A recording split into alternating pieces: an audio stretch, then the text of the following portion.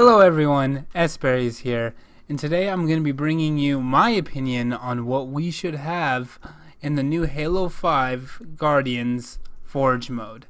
Now, in the last Halo I played would have to be 4 and Reach. I didn't buy into the Master Chief Collection or anything like that because all I heard was negatives about it, and I'm not really a fan of going back and playing old content and games. I mean, yes, they prettied it up, but that's not my cup of tea. But anyway, my cup of tea is Forge. I have spent more time in Halo's Forge mode than I have in multiplayer and campaign, of course. I love the creative aspect I get to have with it. Yes, creating your guy looks cool and all. But if they took the amount of creativity you could put into Forge and put it on your character, maybe then I would start putting more time into multiplayer. But the thing is you don't get to see your guy. When I build a map and me and my friends get to play it, and it's just a really cool feeling, and you make custom game modes. Alright, I'm going to stop rambling, and I'm going to talk about my list of ideas I want to have for Halo 5. I know it's already set in stone. This video came out way too late for anyone to see it important that would have any say on my ideas. But I just want to get it out there and see if anyone else agrees with me on this. First off, I want buttons. I want actions. I want event triggers. I like press button, this explosion happens, this piece moves here. Really simple. A lot of other people want it. I already know that much. So now I'm going to talk about two things that I haven't seen in other videos yet, is pivot points or warp points you can put onto a piece. Say you have a 4x4 block piece. Anyway, you go into the options menu, you select the points, you put a point here, and you put a point somewhere else. And depending on where the other point is on the piece, if I have a 4x4 like this, and I put a pivot point here and here, then I click lock right side on both those, so the rest of the piece would stay still, but then I can warp, change, and pull, shrink, increase the size of that part of the piece. Now, if you come across something where everything lines up perfectly, but no matter where you get it, it just isn't perfectly symmetrical, it isn't touching both walls, and you have a panic attack like I've had. I don't know if you can warp the size of things yet. I didn't play any Forge in the Master Chief Collection. I think they had it in the Halo 2 thing or whatever.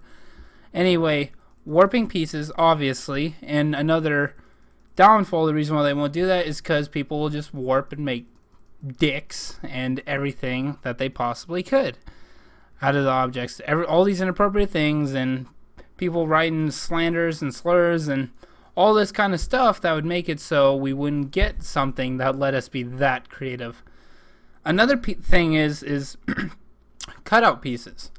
So let's say you have a giant wall. You like that giant wall, but you just want a little rectangle right at the bottom of it so you can make a doorway there and you can have a bridge go through it.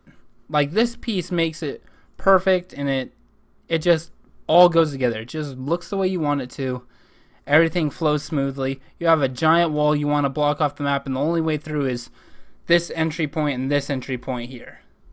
So to do that, all I would say is you take the invisible unit or a cutout unit, something that makes it so units can't touch it. It will have a circle around it like a kill zone or something like that, so you'd be able to see, you'd be able to change its size and its density, and doing that it will be able to cut more and more into pieces, and then you can make rivets and cuts and holes and stuff, and it just opens up the spectrum to so much more stuff.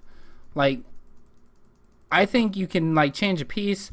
You have a big square, you cut off 4x4 you on each corner, and then you have a perfect cross symbol, and then you can use that to build something, and it's already built. You don't have to put other pieces together and use the whole like collective and copy and paste, move all these items over, which I think would be good. And if you do make a really good thing, you should have the chance to save it, and then that becomes a permanent piece that the game should be able to judge its value based off price or amount of units, or however Halo 5 is going to use their forging budget. And another thing about forging budget is everyone wants like $1 billion forge budget, but the thing is it doesn't make sense gameplay wise. I mean, yes, having more creativity to us sounds like an excellent idea. I would definitely love an infinite budget or something along those lines. $1 billion, I don't even know what I would do with $1 billion. Most of the times my maps come up relatively close to my budget limit, so, and I tend to make my maps themed around like 4v4, 5v5 kind of things, like just an average team size battle, and I can get a pretty detailed map out of that. And they do give me a reasonable budget. Hopefully on a better system, better console, Xbox One over Xbox 360, I'll be able to get more of a budget. So it makes sense. We have more power. The hardware can handle it. We can push more into our maps. And the thing is you can't have unlimited budget. The way I think about it is because everybody has to load and render this giant map with all these details back and forth. And eventually it starts to get hard on the hard drive. Well, not hard drive, but the system itself. And the system starts have to running harder. And it'd be a damn shame to click someone's awesome map and it took forever to download. And you're like, well, might be very intricate or something like that, and then your computer or your Xbox One fries itself just trying to load it, and they have all these boosters throwing these explosive canisters around, creating tons and tons of explosion effects and everything that can just ramp up the game and make it go as hard as it can until the point where your Xbox panics and then it blows up. So I understand that there's a reason that we need a limit, and if we didn't have limits, then another thing is too much freedom lets the trolls and the people who abuse it and people already make giant inappropriate statues and things like that, but it's gonna happen anyway. But giving them free budget just makes it worse to a certain extent. I know that the few ruin it for the bigger amount of people, and I know most people don't do it, but it's the few that do it that give it a bad rep, and then people relate that to Halo, because you don't think about it that they publish a game where you get this freedom, and then this dude's posting on his Facebook, haha, look what I made on Halo, and all these people who don't play Halo, they just see this dude's making dick statues on a video game. What's that video game's name? Halo. They relate that to Halo. Gives them a bad rep. So they don't want to give us too much freedom. I understand that to a certain extent, just like with the whole Black Ops 1 thing and all those inappropriate emblems. If any of you remember that, then yeah, it was pretty vulgar. Tits, ass, dicks, blowing their load and everything, and really awkward when your mom walks in and she thinks you're looking at like weird cartoon porn or something like that, and it's on your video game. She sees your Xbox is on and then I'm playing, and then she sees that KKK members pictures and very vulgar things like that. I mean, yeah, it's all funny. I'd laugh at it. It's funny shit. But the thing is it's not funny to some people, and some people get offended, so they have to protect those people. And anyway, this went from just my ideas to like a whole rant on why Forge has its limits, and a couple of my ideas. I'm going to leave the video at that to a certain extent, so I'm just going to go a little bit more into Forges. What do you like to do? I've never spent time building a statue or anything. I'm not that creative. I would be surprised if we did have unlimited forging utensils to like the amazing masterpieces people could build. Like, I'll probably post a few pictures up on here that I do not own. Any picture between here and the end that looks incredible, I didn't do it. That's not me. I'm not that good. So yes, people are going to make something this awesome and stuff like that. And imagine how much better it would be if they could just warp it where they need to. Like that spot sticks out of the knee too much. Well, they put a pivot point there, and then they grab it, they bend it over, and once they bend it over, they round out the edges of a square. Not everything has to be bricky and blocky. And if they had the chance to do that, I bet they could make some insane stuff. And if they could just flat cut certain parts off of it and shave it down, I think the ability... I like the things we have. I just wish we had more tools for the pieces that we have. Because in turn, that just means we get more pieces that we create. So the whole idea of you build this entire battleship or this giant statue of a monster or something like that, and you don't want to go through the process of building it all again, so you copy and paste the whole selected area. I think that's a brilliant idea. Now, what if you could just copy, compile it into one thing? So then the game sits there, compiles it, renders it, and then it breaks it down or something like that to the point where it all becomes one solid unit instead of a bunch of like 100 other units that you use to build that piece. And then once it's one solid unit, technically, I don't know if I'm correct in this, but it should make it so that the computer can handle it better. Because instead of 100 little pieces, it's just one big piece. And I know that Halo can definitely, and an Xbox can definitely handle just giant solid pieces and everything like that. So that's what I think. More freeforming, more tools instead of more pieces for Forge. And yes, trust me, changing the color and the skins on the pieces itself, that'd be amazing. I'd love all of that. I love every idea I've looked up on YouTube so far. But then again, they just can't put it all in, because then we're going to end up making our own Halo game, and they give us all the tools to do that. Why? Then we're going to start calling them out on their stuff. Like, this is a multiplayer map. Look at what this kid built. He's 17. He stays at home after school and plays Halo, and him alone did much better in your development team. You guys look scrubby. So I understand why they wouldn't give us all the tools. There's like a lot of reasons why they wouldn't, but I think the fact that the fans want it, and I know this is the mass majority, even if people don't like Forge, a lot of people that are on multiplayer a lot, high competitive people, they like to goof around on Forge. They like to make custom games. They like to have fun with their friends on their Forge built maps. Everything's just jets throwing you back and forth, and there's no ground, and your jetpack's the only thing keeping you up, and boosters, and there's canisters flying, just spawning and dropping and blowing up. It's chaotic. It's fun. But yeah, and people like that. People, majority of the time, like what people do on Forge, or they like to Forge. And I think it's actually become a good portion of the game, the sandbox of Forge. After Forge World, Forge just poof. Halo 3 was cool, everyone liked that, but it was insane. Halo Reach changed the game.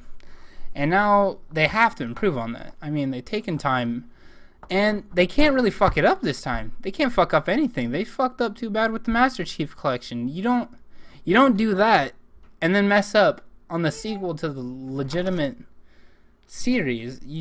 They're not going to get away with it. So I don't believe they're going to mess it up. I have faith in 343. I believe they know what they're doing. They released it.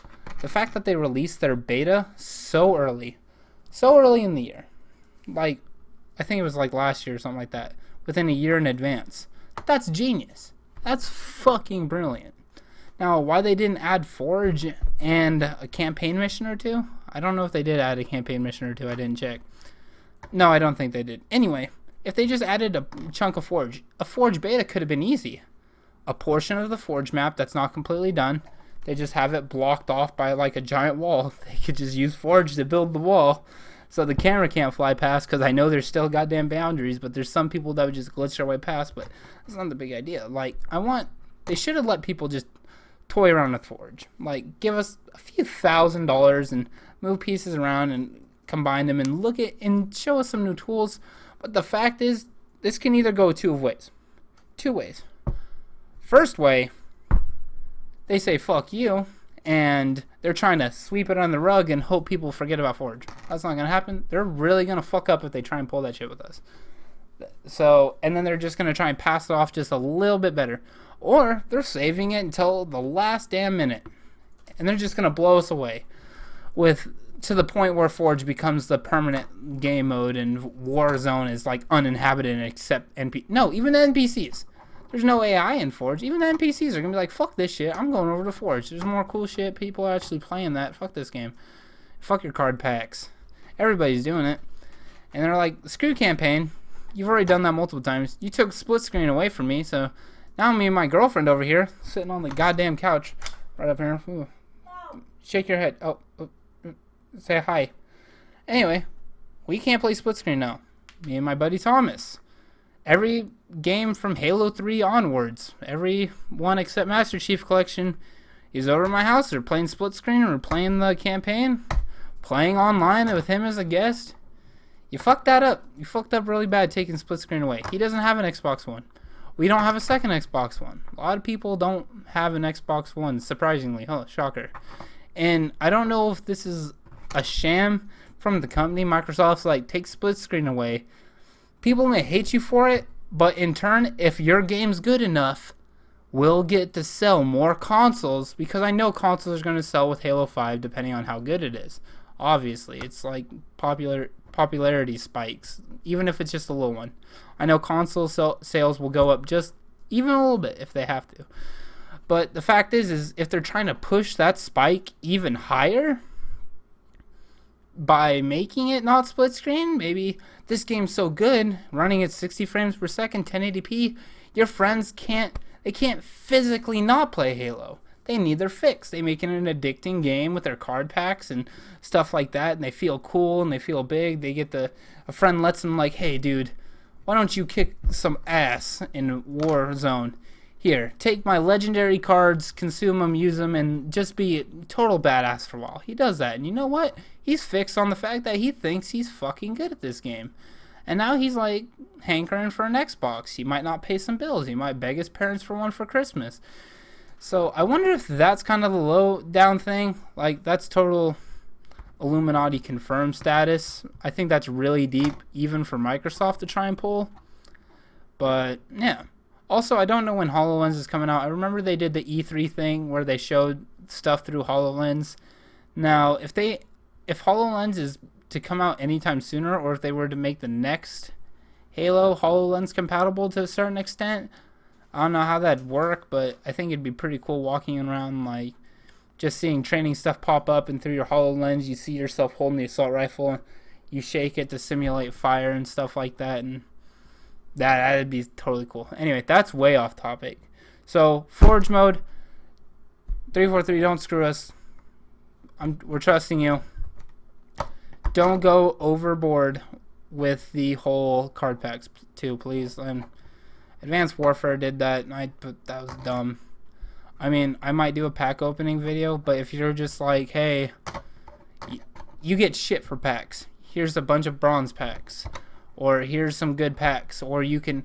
I don't want it to be pay to win. I know you're gonna let us buy the game and get stuff, but if someone's willing to drop an extra $60 and they just get all the cool elite headgear and armor and permanents and legendaries, and they're just shitting on people's legendaries, that's not cool. That's a bit much. That's a bit much for Halo. I mean, I understand League of Legends and other free-to-play games getting away with that. They need to make their income somewhere, but and you guys don't have cross-platform compatibility. Thank God. I love you for that. Xbox exclusives. Xbox is up there. It's right up there against my PC. I don't have a preference. Anyway, don't fuck up. Don't overdo the card thing. If you give us even more tools in Forge over more pieces for me, because you can use those tools to get better use out of everything. I'd rather have a tool that gives 1,000 pieces that much more viability than one extra piece that only has 10 more uses out of those tools I'm given. Alright, thank you for listening to my rant. Thank you for sitting through the whole thing. If you did, please like the video. Subscribe if you want to. I'm definitely going to be doing a lot more Halo stuff. I got Metal Gear Solid 5. Not good at it, but when it comes to games, shooters are my thing. Halo, not Call of Duty, but Halo is one of my good games. Yeah, a little bit. Oh, come on. I'm being a little conceited. But anyway, I'm going to bring you a lot of Forge stuff. That's for sure. If you like Forge, I'm going to be doing a ton more Forge stuff than probably multiplayer. I will do a playthrough of the campaign first, get campaign out of the way. I always have to get that in my heart of the game. Understand what they put in their heart and soul into making this beautiful masterpiece. And also, I want to talk about really quick. People are like, games hold your hand now. They walk you through a movie. Yeah. People read books. Some people think of themselves into the spot of the main character, and they feel badass. People want to be Harry Potter. People want to be Snake. People want to be the Transformers. People want to be that badass kicking everyone's ass in action movies. And you know what we get to do in these games that the developers let us do? They let us be those badasses. Even if they have to kind of hold our hand and show us our way through. I don't know. I kind of get the feeling after a certain part, the multiplayer is where I go for gameplay. I don't know why everyone's so forceful of games nowadays busting on campaigns. It's literally, here's a movie explaining the background of what you're going to be doing and all this stuff, all this cool la-di-da-da-da-da. I buy games for their campaign. I keep them for their multiplayer. So, anyway, thank you for watching again. I've been rambling, repeating myself a lot, but I hope you enjoy your day or night whenever you tend to watch this, and have a good day. I'll talk to you later. Peace off.